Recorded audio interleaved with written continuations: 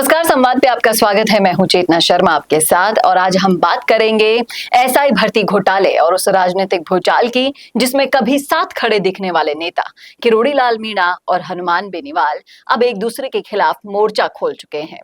और इस मुद्दे पर बातचीत करने के लिए मेरे साथ मौजूद हैं भारतीय जनता पार्टी के प्रवक्ता कार्यकर्ता दिनेश पोद्दार जी। सर, आपका बहुत बहुत स्वागत है। नमस्कार।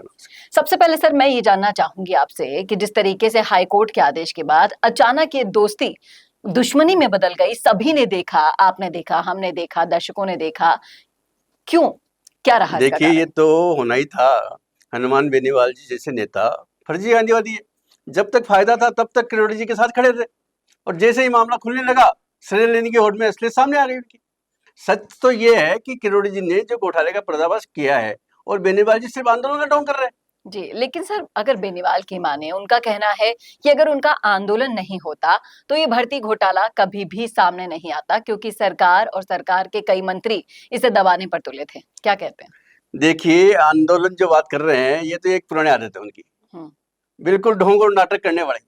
आंदोलन के नाम पर पब्लिसिटी लेना का काम बेनीवाल ने हमेशा ही किया यही है।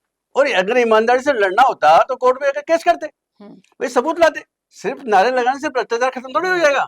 जी सर, लेकिन हनुमान बेनीवाल ने किरोड़ी जी को बिकाऊ कह दिया, फर्जी गांधीवादी कह दिया। इस तरीके से आरोप लगाना कितना गंभीर मानते हैं आप? देखिए, ये बहुत ही हास्यप्रद आरोप है। जब कोई नेता खुद के पास तर्क न बचा पाए तो गाली गलौज में उतरता है। बेनीवाल जी भूल जाते हैं कि राजनीति में साख काम आती है। अब उनके जो खुद के ऊपर कितना दाग लगे हुए। राज्यसभा चुनाव में पैसों की मांग जैसे आरोप उनके गले की फांस बनी हुई है। ये बातें हवा में नहीं कही जाएगी। जनता जानती है कि बेनीवाल की राजनीति सौदेबाजी में टिकी हुई है। जी, और तमाम तरह के पाले बदलने का आरोप किरोड़ी लाल मीणा ने भी लगाया। उस ऑडियो में कहा जा रहा है कि नागौर, दौसा, पूर्वी राजस्थान में जहां दोनों का दबदबा था, अब वहीं वोट बैंक बढ़ जाएगा इनकी दोस्ती दुश्मनी में बदलने में। इसका क्या असर देखते हैं? देखो, बिल्कुल स्पष्ट है। इसका फायदा कांग्रेस और भाजपा को होगा। कांग्रेस को इसलिए कि विपक्ष बटा हुआ है, और भाजपा को इसलिए कि लोग सब साफ देख रहे हैं कि तीसरा मोर्चा सिर्फ एक जुमला था।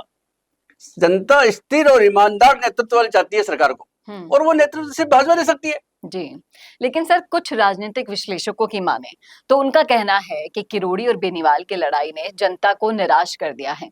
क्या मानते हैं आप? क्योंकि अब उनके फॉलोअर्स भी बढ़ते हुए नजर आ रहे हैं। देखिए, जनता निराश नहीं बल्कि अब ज्यादा साफ देख रही है। बिल्कुल उन्हें समझ आ रहा है कि बेनीवाल जैसे नेता सिर्फ अपने फायदे के लिए मंच बदलते रहते हैं। तीसरा मोर्चा कभी मजबूत से खड़ा नहीं हो सका, क्योंकि वहां ईमानदार एजेंडा ही नहीं है, सिर्फ व्यक्तिगत महत्वाकांक्षाएं हैं। वहां भाजपा ही वो विकल्प है जो लगातार जनता के मुद्दे पर खड़ी हुई है। जी, लेकिन सर आपके हिसाब से अगर मैं पूछूं कि सबसे बड़ा संदेश इस पूरी ओवरऑल लड़ाई का क्या गया, इस घटनाक्रम से क्या गया? देखिए, सबसे बड़ा संदेश यही है कि राजनीति में दोस्ती का मुखौटा ज्यादा देर तक नहीं टिकता है। असली चेहरा आखिरकार सामने आ ही जाता है। बेनीवाल की जो राजनीति झूठ और सौदेबाजी में टिकी हुई थी वो अब सबको दिख गई है। भाजपा ने हमेशा पारदर्शिता और जवाबदेही की राजनीति की है हमेशा, और यही कारण है कि जनता का भरोसा है वो भाजपा में है। जी, तो जिस तरीके से पूरा प्रकरण हुआ उसको लेकर अलग अलग तरह की चर्चाएं चल रही है। जिस तरह से सर आपने कह दिया है साफ कि एसआई भर्ती घोटाले ने न केवल भ्रष्टाचार बल्कि कई नेताओं के असली चेहरे भी उजागर कर दिए हैं।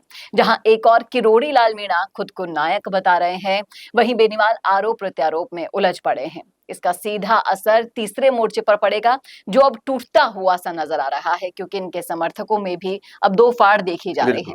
अब देखना वाकई में दिलचस्प होगा कि इसका असली फायदा किसे मिलता है, कांग्रेस को या बीजेपी को। क्या कहते हैं आप इस मुद्दे पर? रखिएगा राय कमेंट बॉक्स में, और इस मुद्दे पर अपने स्पष्ट और बेबाक राय रखने के लिए सर बहुत बहुत शुक्रिया। धन्यवाद। और ऐसे ही वीडियोस के लिए देखते रहिए संवाद भारत के लिए। नमस्कार।